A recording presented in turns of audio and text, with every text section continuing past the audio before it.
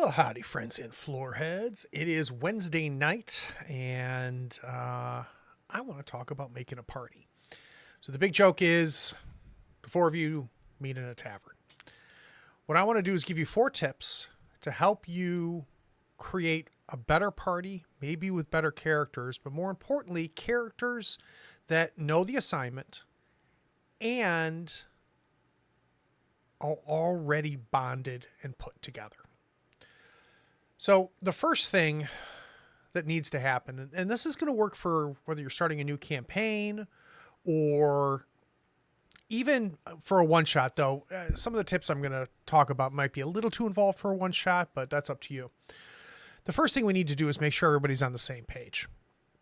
A lot of times campaigns can fall apart because people are not on the same page. They don't understand what the game is. They don't understand what's happening. So tip number 1, Patrick O'Leary's CATS, C-A-T-S. If you're not already using it, it is a great structure to pitch games. So if you and your buddies, or you're trying to put a game out online to get players, by using the CATS structure, you can make it very clear what the game is, and you can get everybody on the same page. So CATS is an acronym. C stands for concept. Essentially, what is this game about? So if I'm looking at Outgunned, which is a game that I'll be running next week here on the channel, the concept of Outgunned is full adrenaline, 90s, 2000s action movies, Mission Impossible and Die Hard, things like that. That's the concept. A in CATS is aim. What are the players and characters trying to accomplish? This is actually a really big one. And this is where you can make sure that your players understand what they are signing up to play. What is the aim of Outgunned? The aim of Outgunned is for ridiculous, full adrenaline action. So all of the crazy things that they do in the movie The Expendables, or they do, Tom Cruise does on Mission Impossible, or Jason Bourne does as he's being chased, that's it. So the aim is to lean into that and just do crazy action movie type stuff. This is also where you can cover things about expectations. So for example, if I'm going to run 10 candles, the aim is to survive as long as you can.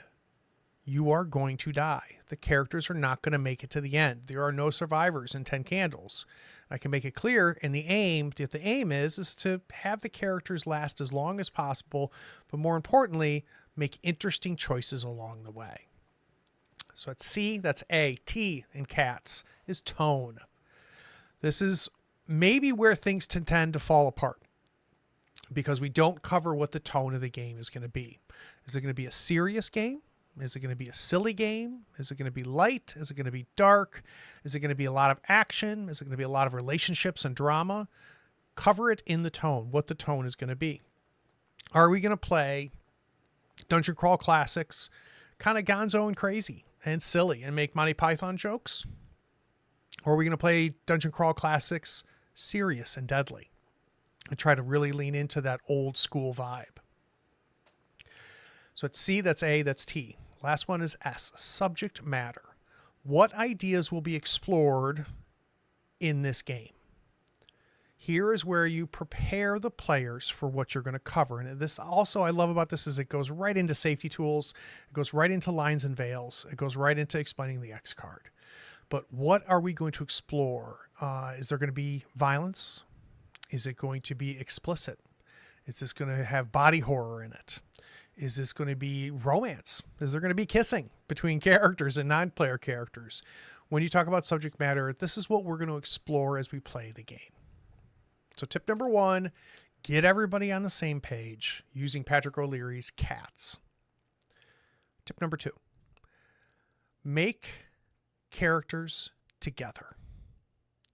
So instead of putting all that stuff out there, saying, hey, here's the book, bring some characters to the table, take the time, if at all possible, to have everybody on the same Zoom call or everybody at the same table and make the characters together. You've gone over CATS. Everybody knows what to expect. And yes, Old Slow Tiger. No, Forbidden Lands is the only kissing game on the channel. Sorry, I lost my train of thought. Make characters together if you can. And the reason being is your players are going to immediately start to gain some cohesion. Who's going to be the face? Who's going to be the sneaky character? Who's going to be the muscle? Who's going to be the violent, the bruiser? And if they're all together and riffing off that and looking at different, skills and feats or whatever it might be in whatever system, by doing it together, they start to create bonds between the characters just instinctively, and they start to create a kind of a cohesive party. One other thing I do, and this is kind of like tip 2.5. I have one big rule at all my tables, and I tell this to all my players when they're making their characters. 3 or 4 of you, those characters, all respect each other. I don't know why. I don't care why. You figure that out. But all of your characters respect each other. I do that just because I really have no time for PvP. I have no time for edgelord, sneaky characters, backstabbing. That's not why I play role-playing games. I want my table to sit down and as a team together with these characters, go through and play the game. So it's a rule that I have, may not be a rule, may not fit the type of game that you're playing or the kind of game you're running. So for example, one place where I would not use that rule is if I'm running Paranoia. With Paranoia, that rule goes out the window. But that's because I'm going to cover what Paranoia is when I go into Cats. So it's easy for people that have played with me a lot to know why I'm not using one of my golden rules. By making the characters together, you get kind of a writer's room happening. They work together.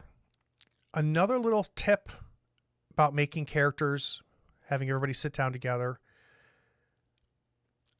try not filling in all of the corners. So for example, tell your players, don't fill out a huge backstory. Don't make any major decisions about your character. Let's put a sketch together. And then let's watch these characters emerge through play. If we're not limiting ourselves when we start playing, if we've just got a concept of a character, an idea of the character, we can start to watch this character emerge. Most importantly, we can watch this character emerge with the other characters. So again, we are in a situation where we're creating bonds between these characters as they are playing. Another question to ask is as your players are kind of putting stuff together is tell them to think about what are they doing? Why are they together? Right? Why would these 3 or 4 people be together?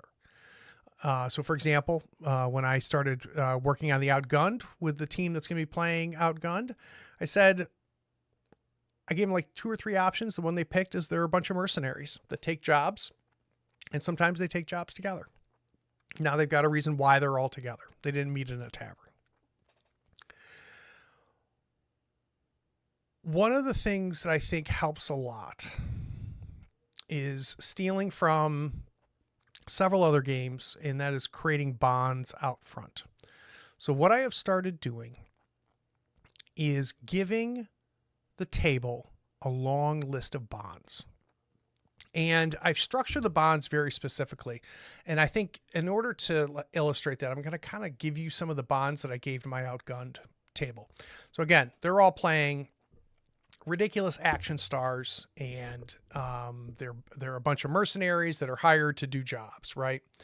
So I gave them a list of about 20 different bonds. And I said, each one of you is going to have a bond with 2 other characters. So everybody will end up with 2 bonds. And I gave him kind of a round robin, right? Like Bill to Sue, Sue to Janice, Janice to Bob, right?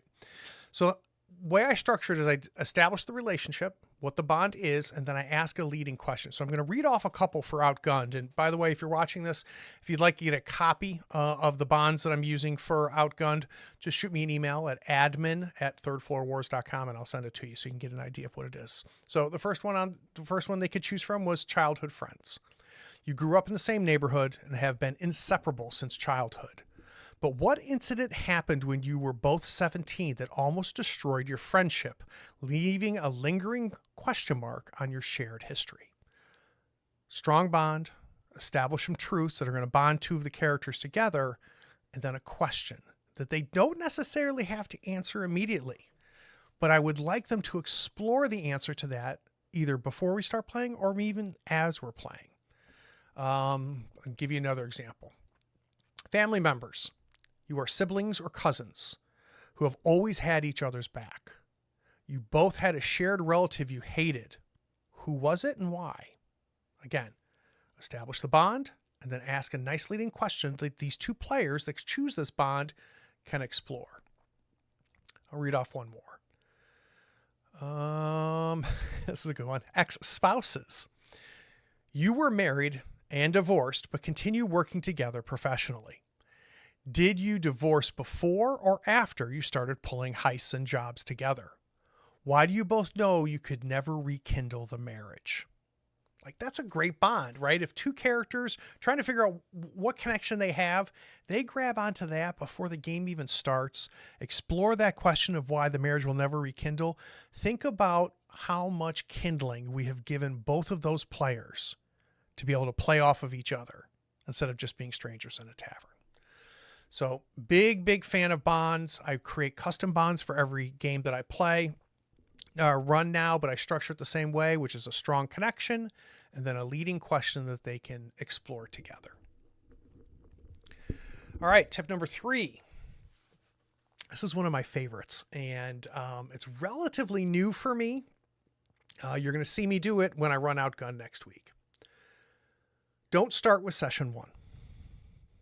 Start with session 2. Here's what I mean. The first time we sit down and play these characters, this is going to be the first time the players have played together. But it's not going to be the first time the characters have been together. So what we're going to do is we're going to assume that they've already had a big adventure. This is already in the past. And what they're on now is their second job, their second quest, or their third quest. Because we've already bonded them together. Now let's not worry about the first time you get together. What's the first thing you're going to do and how is that all going to work? Think about it as, let's talk about the last adventure. I kind of visually in my head think of this as last time on Dungeons and Dragons, right? So I'm going to give you the 4 questions that I plan on asking in session 1 of my outgunned players. And these are going to be leading prompts, and they're going to answer them. And when they're done answering them, we are going to have a clear sense of what the last job was. And we, again, are going to create a better bond between them. So it's round robin. So I'm going to ask, one of the characters' name is Gavin. I'm going to say, Gavin, Jack was, I'm sorry. Yep. Oh, I didn't write the prompt. So the premise is 2 weeks ago, I can't remember what I've got written down. The 4 of you did a job together. You were hired to stop a terrorist from setting off an EMP in the middle of London. You tracked that person down. You had a confrontation at the top of the building and everything went sideways. It looked like you were going to fail and the entire power grid of London was going to get knocked out, except at the last minute, just like the 4 of you always do, you pulled it out and you saved London. So then I launch into the questions. So I'm going to ask Gavin. Jack is another character. Jack was the one that at the very last second saved the day and stopped Volkov, the villain. What did he do and why does it make you wary to work with him again? So now Gavin needs to think, what did Jack do on this last job that saved the day? And what about it makes me wary about working with him again? After he's done answering that, I go to the next character, Mello. During the mission, Clara, who's another character, was the key to finding where Volkov and the device were in London. What about her methods makes you keep a close eye on her? Then I asked Jack. Jack, everyone credits you with the last heroic action that saved the mission at the last minute from the grips of defeat. What did Mello do the moment before to allow you to save the day, and why didn't Gavin or Clara notice it? And the last one, Clara, you knew that going into this mission, Gavin often worked for shady underground clients. What makes you wonder if he helped Volkov escape your capture in the last showdown? So by the time we're done with this, we might do it in 10, 15 minutes. It might take 20 minutes, each of them answering these prompts, but suddenly we've got a clear sense of what the last job was, and we've created more bonds between each of these characters. Tip number 4.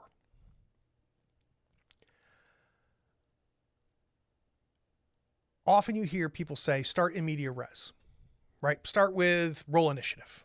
And I'm a fan of that. It doesn't have to be combat, but I do like starting adventure with some pressure, some impetus to get things going. But one of the things that I've been playing with here is starting off with a small little monologue. So for example, the 4 of you are riding into the village of Redwall Alley. With Gandalf's package securely in your pack, you are ready to meet with the Thieves Guild. Which of the 2 of you met with Gandalf last week when he gave you the package? 2 of my characters say, it was us 2. I am then going to flash back to that moment and say, let's go back to then when you met Gandalf and he gave you this package and this quest. And we will do a short role play of that scene. Now, here's what's key. We know how this is going to end. They're going to take the package. They're going to take the quest. They're going to take the mission. So we're not playing to find out what happens. We're playing to find out how it happens. When we finish with that, we're going to flash back to now and we're going to start playing. And what's great about this is you're still giving your players a good bit of agency, right? They're going to decide how that played out, where they took the job, but you're not giving them the option to turn it down. There's going to be some of you that hate that idea, right? That I'm stealing agency from them by dropping them in there saying, you've already accepted the job and you're about to, to head off into the action. I feel like we've given so much agency leading up to that, right? Because I don't write this until the players have already created their characters, created their bonds. Then I will set off this premise. What's key though, is that when we get back from that flashback, we're in it. We're ready. So here's another example. So you could start by saying 5 assassins surround you. Conan, you can tell they are skilled and deadly by how they move. Bilbo, in your gut, you suspect they're after the package Gandalf gave you. Which were the 2 of you met with Gandalf last week to give you this package? Again, then flash back. When we come back, we're going to roll initiative. We're going to start beating each other up. My hope is this is somewhat helpful.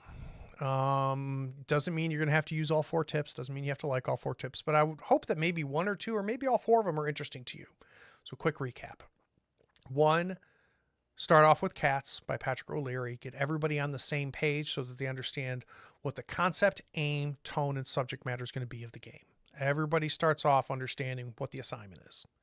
2, make your characters together and create interesting bonds that they can pick from. Typically, I'll create for 4 players like 20 bonds for them to pick from. So there's a long list, and they have a discussion about, hey, Sarah, which bond do you like on here for the 2 of us? Bill, which one do you like for the 2 of us? And we end up with bonds between each of the characters. It also means that every character automatically knows and has a relationship with 2 other characters in that scenario. Number 3, start off with the second adventure. So begin session 1 talking about what happened before. Talk about the adventure that the characters went on, even though the players weren't there. Again, creating leading prompts as you go through that, asking them questions that allow to explore the relationships, and allows you to start running. You don't have to go through the meet through the tavern step. And then last but not least, when you're doing the in media res, don't be afraid to flash back to when the quest was given, when the decision was made to go. Role play that out a little bit and then get started playing. If you want to see me use all 4 of these in place, you can watch me play Outgunned next week here on the channel. You know the routine. Like and subscribe. Let me quickly look and see. Now, we've got a lot of people here watching. I don't see any big questions on here. It's kind of straightforward. Take care.